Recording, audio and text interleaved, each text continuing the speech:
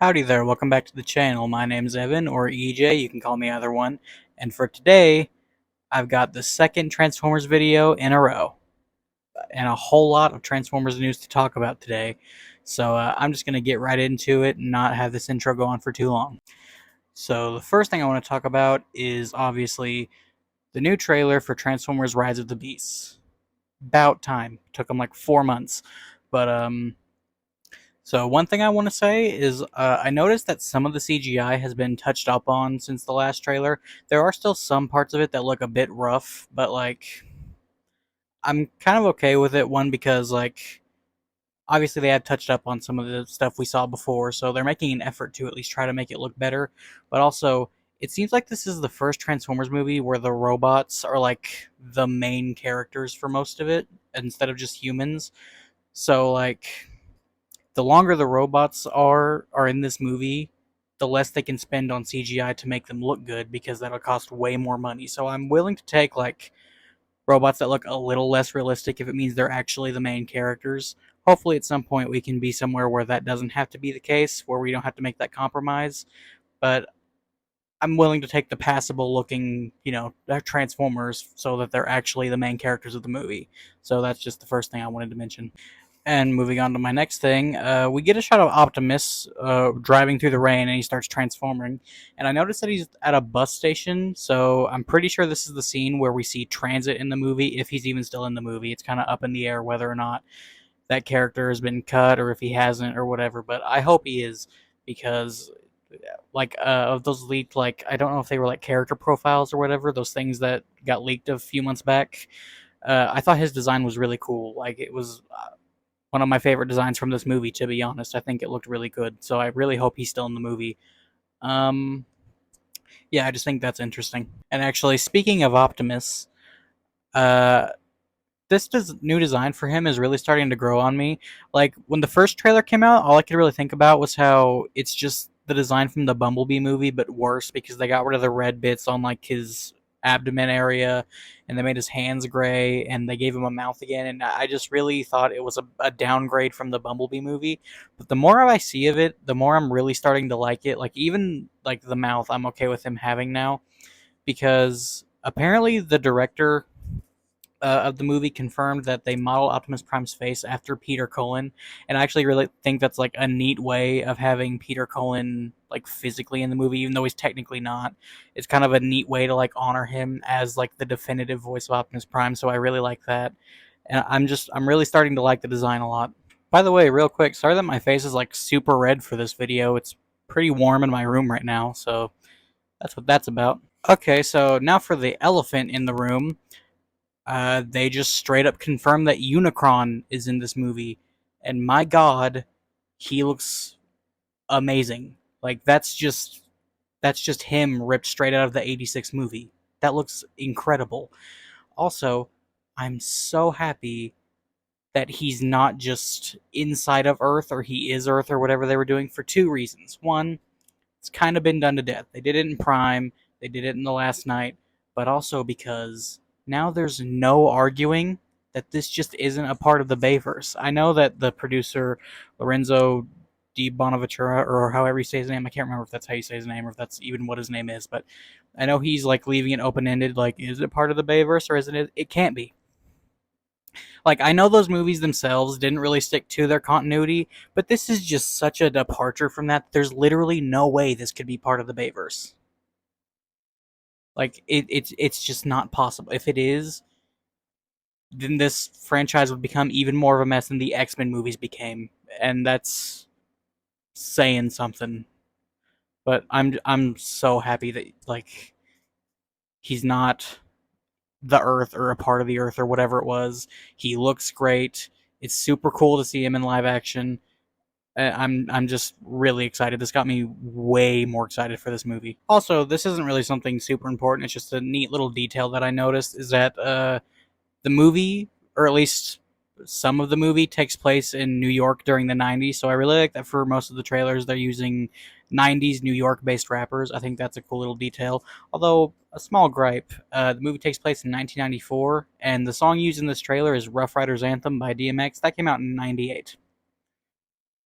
That may be nitpicking. It's just a small gripe, but I'll let it slide because I like that they're even, including that small little tidbit. I think that's fun. Moving right along, we also get some new shots of Mirage and Noah together, and I gotta say, I'm really starting to like Pete Davidson as Mirage. Like, when that first got announced, I was super hesitant to, like,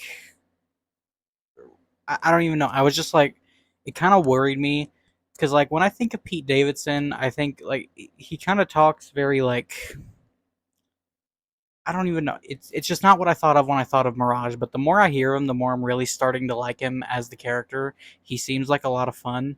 Um,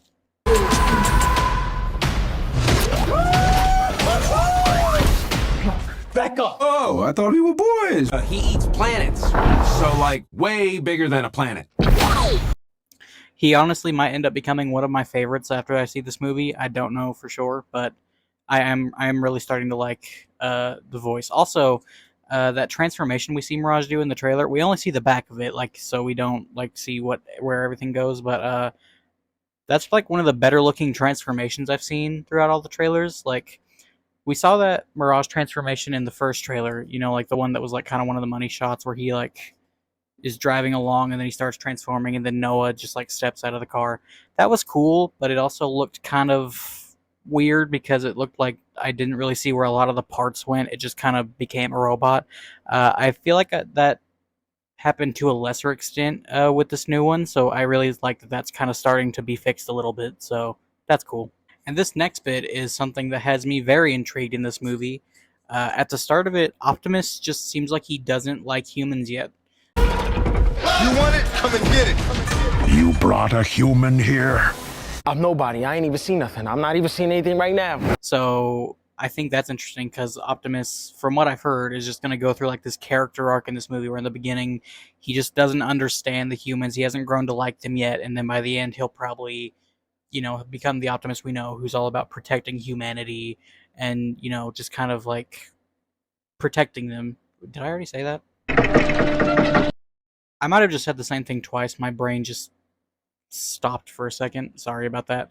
But you know what I mean. Like, he's going to have a character arc in this movie, which I really like because most of the time Optimus in the live action movies is either just...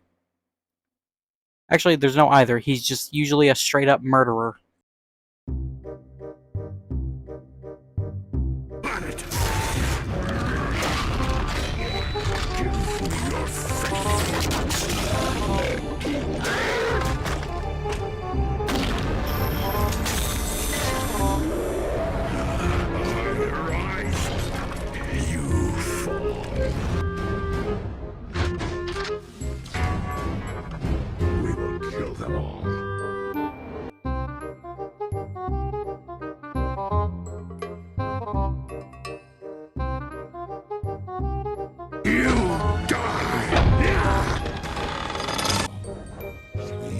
Truce. All I want is to be back in charge. Besides, who would you be without me? Time to find out.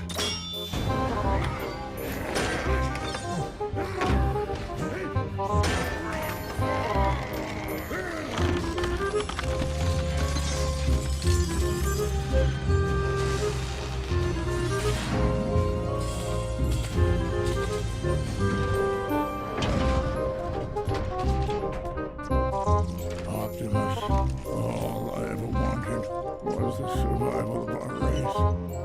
You must see why I had to betray you. You didn't betray me. You betrayed yourself. No, Optimus!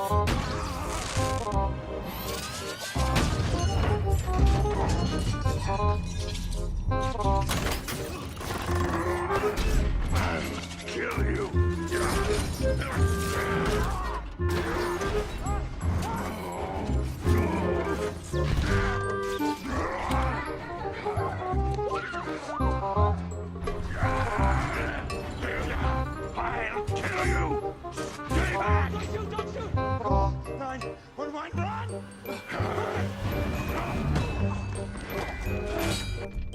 Autobots, I have sworn to never kill humans.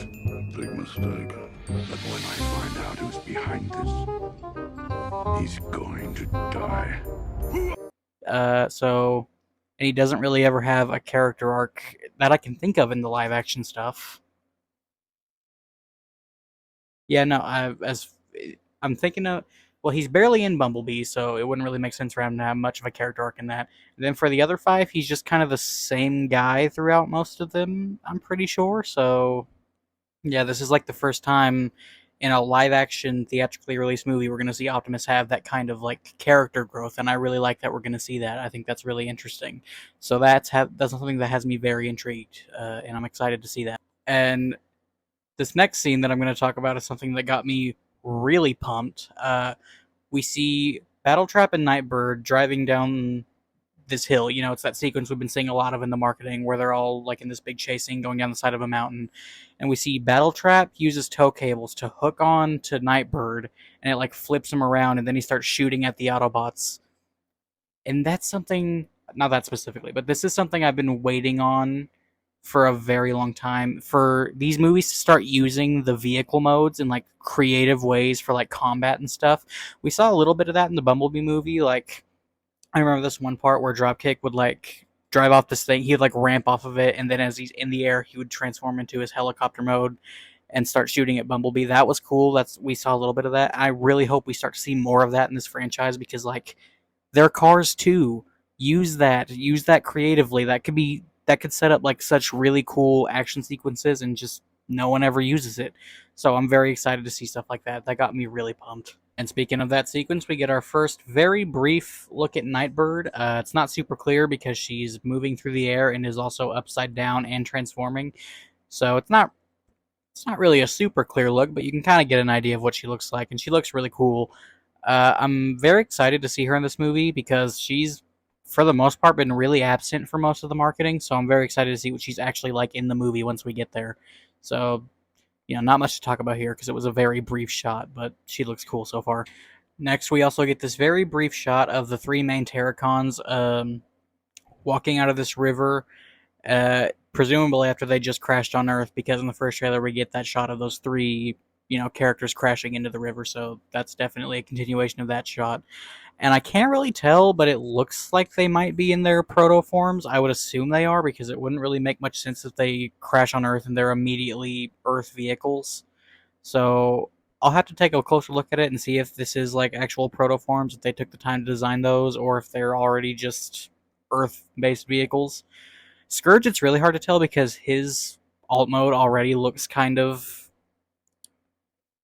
not unearthly, but just kind of like bizarre, and his robot mode, it's kind of hard to tell what he turns into. So it's kind of hard to tell if he's in a Cybertronian mode already or if he's in his Earth mode. It's in the other 2, they're like down in the darkness and they're half underwater, so it's kind of hard to tell. I'll have to take a closer look at that and see if they are in their protoforms, but it wouldn't really make much sense if they weren't. And we get a very brief shot of Cheetor attacking Mirage. I assume this is part of that same scene where Optimus Prime and Optimus Primal meet each other, where just, I assume, all the Autobots and Maximals are meeting for the first time. Don't really have much to say here other than we get a first look at Mirage's cannon, but that's not really big news. Like, obviously he was going to have a gun in the movie, so that's really all I had to say on that. Also, for the first time, we get to hear Michelle Yeoh as Airazor. Optimus, we must trust each other to protect the home we all share. Which also, just have to say, it's still crazy to me that she's in this movie. Because, like, I don't know, it's just so cool that Michelle Yeoh is voicing Airazor. That's just something that's still hasn't fully clicked with me, but that's just really cool. Something I noticed that I want to talk about real quick is that for this entire trailer, we don't see any of the Maximals in their robot modes, which I think is kind of weird, because I get that they're really trying to market like the Beast segment of it with like all their, you know, animal alt modes, but I would like to see some of their robot. We've seen most of them, like Optimus Primal. We got a brief look at his at the end of the first trailer. Rhinox, we've gotten some very brief glimpses of, and like GIFs and stuff that have been leaked, and like some box art. I think Cheetor, we got box art and a couple like CGI renders. Weird thing is though, Airazor, nothing. We have not seen anything on her robot mode except for the Studio Series toy, which is just a retool of the Kingdom toy, which is something that's concerning me because everybody seems to think that in this movie, Airazor's just not going to transform at all, which I really hope that's not the case because, well, one, it's a Transformers movie. I would hope that all the Transformer characters, transform, but also, like, we had the chance to have a cool bird robot voiced by Michelle Yeoh, and you're going to deprive us of that? That sounds messed up. Why would you show me that if I couldn't have it? But, yeah, that's just... I want to see more of the Maximals robot modes, because we've seen a ton of their beast modes so far. Also, just want to say that, like, of the ones we have seen the robot modes for, they all look really cool. Optimus Primal looks sick. Rhinox, we haven't gotten a super clear look at his, but he looks, like, pretty accurate and really cool. Cheetor might have one of my favorite designs in the movie. I really like that design. It took, like, at first I was like, I don't know how I feel about that, but it has grown on me so much. I really love his robot design in this movie, and I hope we get to see a decent amount of it at least. So, that's all on that. Next up, I'm going to talk about the other somewhat smaller elephant in the room that has been kind of talked about to death, but still, Wheeljack's design. Now, I've been somewhat vocal about my thoughts on this design. I don't really like the head, but from the neck down, I love the design. Like, I think it's a really cool looking, like, unique design for an Autobot. Like, the seatbelt suspenders, I think, is a really cool touch, and I think that actually really fits Wheeljack. I like pretty much everything about it aside from the head. But in the newest trailer, for a brief glimpse, you can see that he seems to have his, like, fins that he has in his G1 look. And from what I saw, I don't think it looks perfect, but the fact that they're even, like, going out of their way to add something in to kind of try to, like, rectify that, like, choice or, like, try to make the fans happy, I really respect that, like, because, like, they don't have to. Like, they could just not fix that at all, and it probably wouldn't affect how the movie performs at all, but it kind of shows that they really kind of care what the fans of the movie think, and they kind of want as many people to be happy with it as possible. So I kind of like that they're doing that. So, I just really like that. I think that's neat. But also, I think all the outrage about the design is a bit much. Like, yeah, it's not a great... The head, specifically, I'm talking about. I think the body still looks, like, really good. I think it's a cool design. But the head, sure, it doesn't look great, but it's not, like, the worst design. It's not even the worst Wheeljack has looked in live action. Like, look at this monster. What is that? Kill it with fire. Oh, they kind of did kill it with fire already, but... Why did you... But you know what I mean. Like, compared to this is not that bad. It does kind of look like he's doing... This is going to sound kind of cringe, but the real face, but, like... That's really just, like, the worst criticism you can throw at it. Like, it's not great, but it's not terrible. It's not the worst looking, Wheeljack thing I've ever seen. So, at the end of the day, I'm just excited that Wheeljack's gonna have, like, supposedly a pretty, like, decently sized role in a Transformers movie, because Wheeljack is my favorite Autobot, and so far in the live action stuff, he's been reduced to a horrific looking scientist man that got like 2 lines and then died, or he was just there for 3 seconds but he looked glorious. So I really hope that for this movie he's, like, in it a decent amount, and personality wise he is still Wheeljack. That's all I can really hope for. I do think for the most part he looks cool though, aside from the head. Okay, and moving right along to the next topic, Bumblebee gets a few really cool shots in this trailer. Him jumping out of the plane and, like, diving through the air. Also cool that he has, like, dual hand cannons now. That's really cool.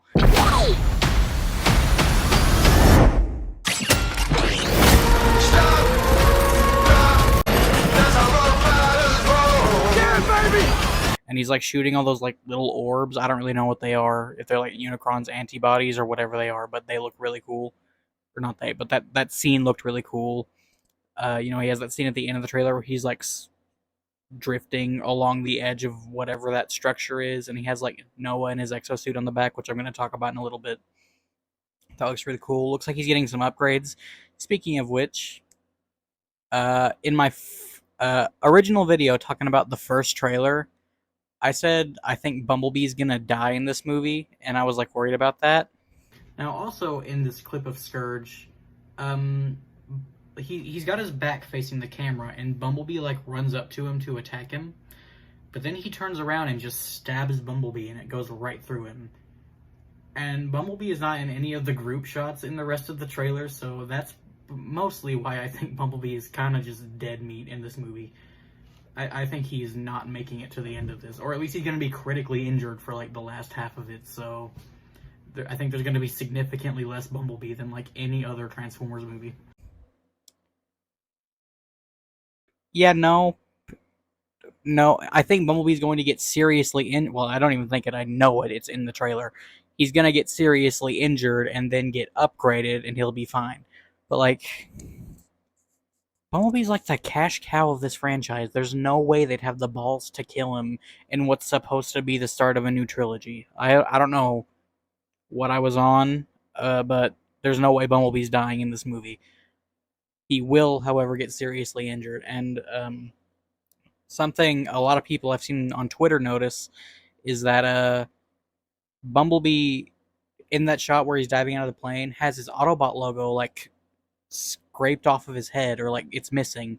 And there were some behind the scenes photos that came out a while back, a long time ago, of Scourge's truck mode, and he has like, you know, all the faction badges of like all the characters he's killed on his grill, and they're all like super old and rusty looking, like they've been there for a while. But there was one really like nice, clean, fresh looking Autobot logo. So supposedly it's looking likely that Scourge is going to think he killed Bumblebee, take his Autobot logo and put it on his grill and like brand it onto himself. And I think that's a really cool detail. Just like Scourge steals the faction badges of the people he's killed and like brands them onto himself. I think that's a really neat detail and makes for like a somewhat intimidating villain. So I'm very excited to see stuff like that. And speaking of Scourge, in this trailer for the first time we get to hear his voice. And just want to say that if I didn't know the voice cast for this movie and I saw this trailer for the first time, never would have guessed that sounded like that was Peter Dinklage. It doesn't sound anything like him to me. Like I don't hear that voice and picture Peter Dinklage, but he sounds really cool, and I'm honestly very excited to see what he brings to the table as the villain of this movie. Because like back when the first trailer dropped and a bunch of the castings got announced, that's the one that had me like the most excited, was the fact that Peter Dinklage is playing the villain of the movie. So I'm very excited to see what he's like as Scourge. In the end, everything you cared for will be consumed. Also, just want to say before I know someone brings it up and is like, obviously he doesn't sound like Peter Dinklage, there's effects on his voice. Yeah, there's effects on Pete Davidson's voice too, but you can still tell it's Pete Davidson. Obviously, Peter Dinklage is doing like he's making his voice sound deeper and like more intimidating. Just want to get that out of the way before someone's in here calling me an idiot for saying it doesn't sound like Peter Dinklage. Next up, we get a look at what I think is the only Predacon in this movie. The only confirmed Predacon in this movie, Scorponok. Or rather, Scorponox, because there's hundreds of them. I assume that he's just going to be like the faceless army that they can kill without having to kill off like major characters. So, you know, just Autobots fighting waves and waves of Scorponox. I hope there's at least one of them that just is like the actual Scorponok, but I doubt it. I might be dreaming a bit too big there. But, you know, it's cool to see Scorponok make a return. That's honestly going to be very nostalgic, seeing Scorponok in a live-action movie again, because you know, like he was in the 2007 movie, and he had like one of the standout action sequences from that movie where he was like fighting those army soldiers in the desert. So it's going to be very cool to see him make a return to the screen. Also, real quick, just wanted to say RC looks so good in this movie. It's cool to see her finally actually get some justice in a live action movie too, because in the Bayverse, not only did she get 2 seconds of screen time and then was killed. What is that? Life must just be hell for some of the Cybertronians in the Bayverse, because what like evil god created you looking like this? How do you live like this? That's atrocious.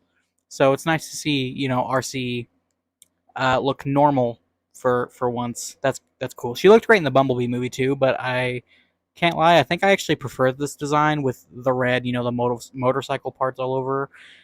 Something that's concerning me a little bit is that we haven't heard her voice at all in the trailer, and normally that wouldn't concern me, but she is being voiced by Liza Koshy, who I know has done some acting, but for the most part, everyone just knows her as a YouTuber. So I'm worried that maybe the voice acting for RC is less than stellar, but I'm not gonna, you know, say that's for sure. Don't quote me on that. That's just a minor concern of mine. I'm sure she'll do fine, though. That's just like, you know, the more cynical part of me talking. So. And the last thing I want to talk about in this trailer is the fact that apparently Mirage gives Noah like an exosuit or like something similar to like an Iron Man suit.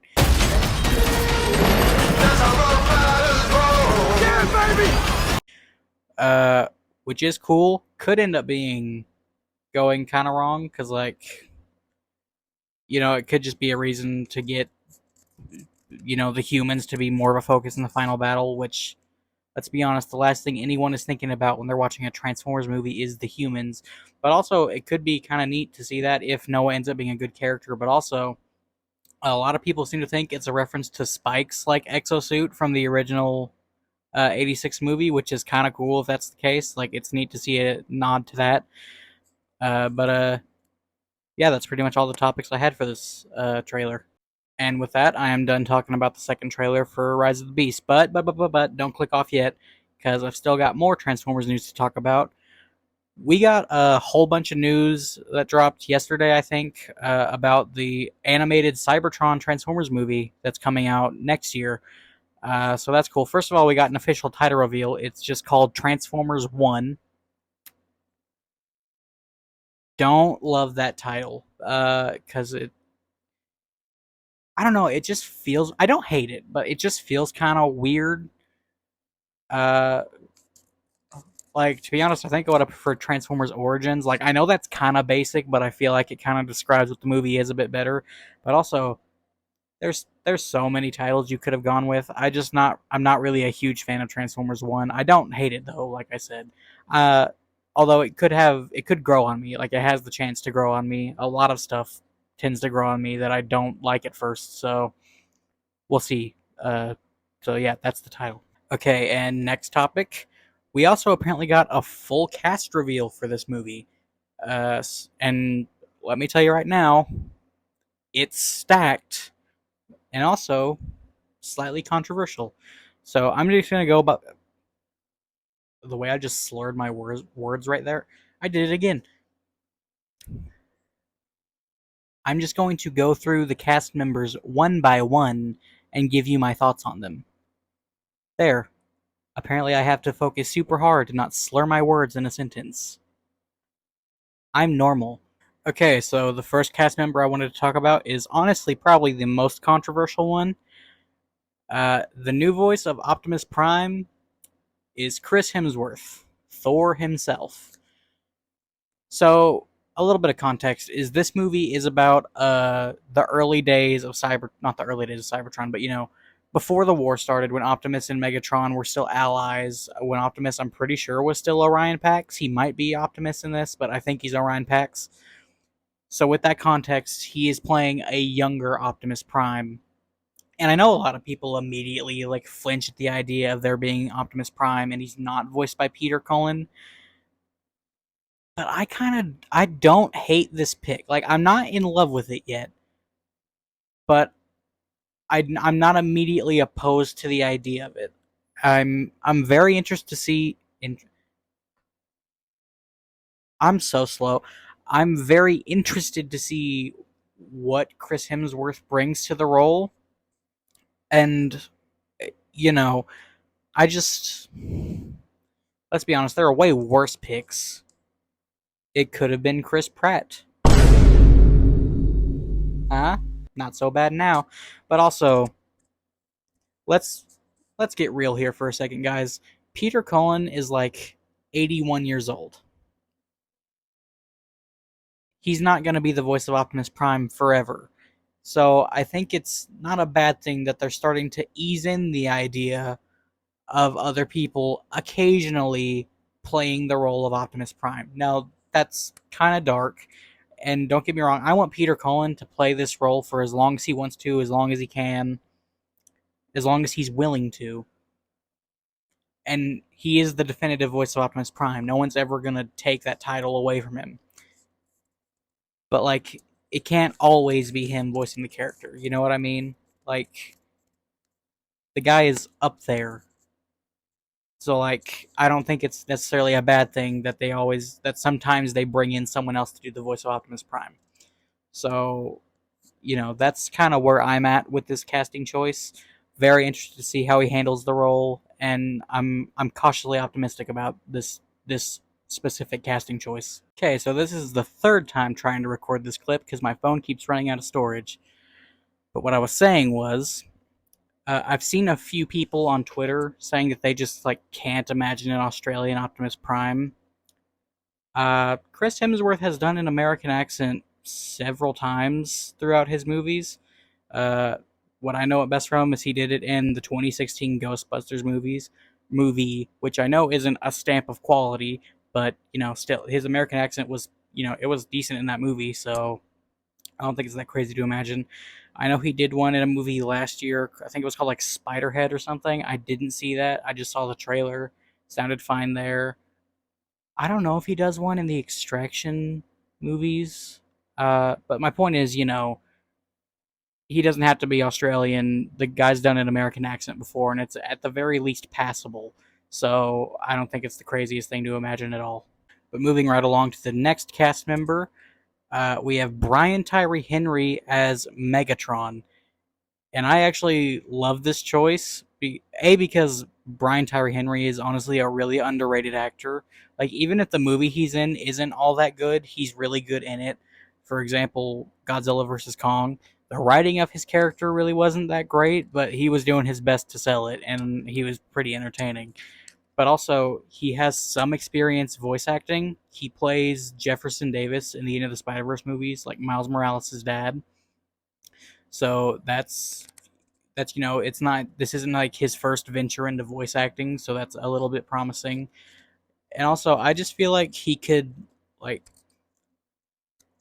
if they need Megatron to be intimidating, I know he can pull that off. Like, I can see him having an intimidating voice, but also for the scenes where Megatron is just going to be talking to someone or something like that, he can still have I don't know what I'm trying to say. He just has a voice I can definitely imagine Megatron having, and I really like this casting choice. This next cast member is probably the one that I have the least to say about.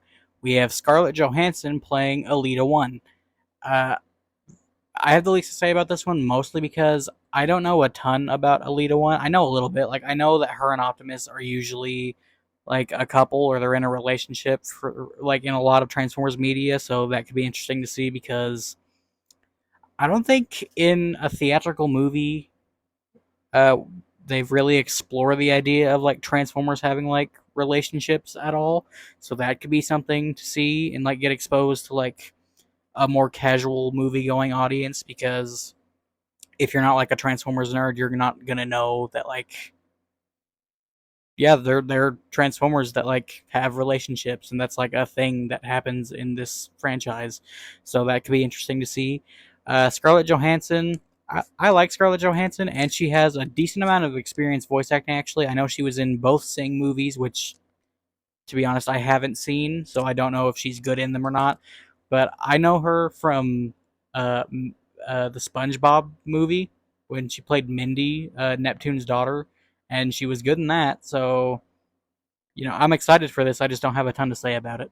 Also, this isn't something I really ever thought about until just now, but Chris Hemsworth is playing Optimus Prime, and since Scarlett Johansson is Alita 1, uh, her and Chris have nearly a decade of experience filming together, so they might have really good on-screen chemistry.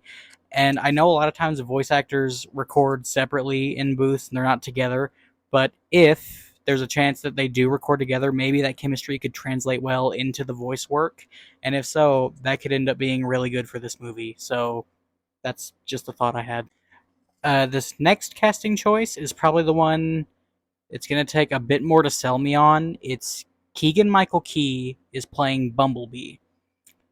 Now, I like Keegan Michael Key a lot, and I like Bumblebee a lot, but I'm just having a hard time picturing his voice coming out of Bumblebee. Now, granted, Keegan Michael Key, I feel like, is probably like the most experienced voice actor on this list.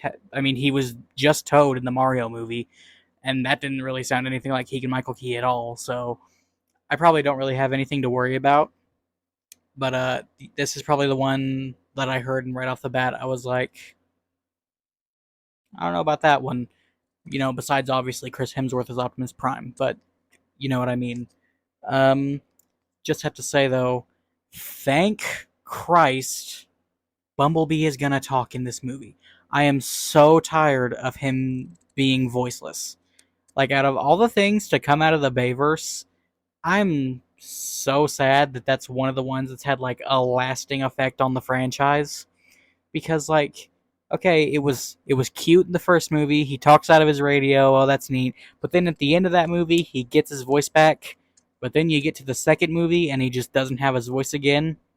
And that continues for the next four until the end of the fifth movie, where he gets his voice back again, and everyone's like, "Oh my God, Bumblebee, you can talk." We've been through this before. He could talk again at the end of the first movie.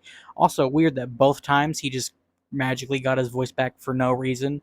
But sorry, I'm ranting about the Bayverse again. Jesus Christ, that franchise gets me. If you ever want to just get me talking and just not stop, the Bayverse, that's what'll do it. I can talk about that for hours and how weird some of the choices in that are. But like it, Bumblebee not talking in that first Michael Bay Transformers movie has had a lasting effect on the character through multiple iterations, specifically Transformers Prime. But I actually really like the way they handled it in Transformers Prime. Because like he doesn't just talk through clips from like his radio. He has like a little beeping thing, and only one person, well, not only one person, but only one of the humans can understand him. And I think that's nice. That created a nice little bond between him and that character. So that was fun. But also, spoiler alert for Transformers Prime, if you haven't seen it, he gets his voice back at the end of that show. Sorry, I just went off on like two very long rants about two things that aren't very important in this video. My point was just I'm happy Bumblebee's gonna talk in this movie and have a voice. That was it. Sorry about that. Okay, and the next cast member, we have Jon Hamm as Sentinel Prime. I really like this one. I just like Jon Hamm a lot as an actor. I don't really know if he has any voice acting experience, but I'll have to look into that after, later. But it's cool that he's playing Sentinel Prime. But also, I just think it's cool that Sentinel Prime is making a return in these movies because, as far as I know, Sentinel was like a Bayverse, like original character. I think maybe there might have been like brief mentions of him in the original like source material, but his most prominent role was in Transformers Dark of the Moon. So I'm actually really happy to see him make a return because out of all the Bayverse characters, specifically the villains, Sentinel Prime was probably my favorite because I just found him the most interesting. Like, he was the original, not the original, well, yeah, the original leader of the Autobots, I'm pretty sure.